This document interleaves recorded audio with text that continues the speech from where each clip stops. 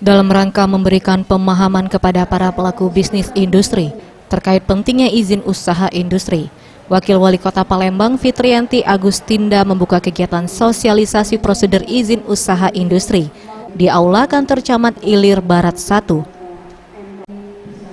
Ketika ditemui Wakil Wali Kota Palembang mengatakan sosialisasi ini digelar mengingat banyaknya usaha industri di Kota Palembang yang belum memiliki izin usaha industri.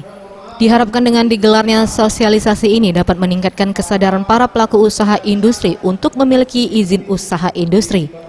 Mengingat banyaknya kemudahan yang akan diperoleh oleh para pelaku usaha industri yang sudah memiliki izin, seperti pinjaman modal usaha hingga pendampingan dan pelatihan. Ingat loh, kalau usaha sudah berizin tentu saja banyak kemudahan yang bisa kita berikan.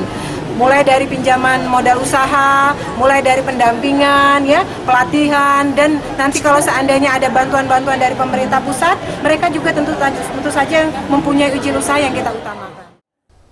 Selain itu, untuk memastikan pelaku usaha industri agar mau mengurus izin usaha, pemerintah Kota Palembang akan mengupayakan agar proses pembuatan yang tadinya memakan waktu hingga 10 hari akan dipangkas menjadi 3 hari. Dan perlu diingat karena pembuatan izin usaha tidak dipungut biaya atau gratis.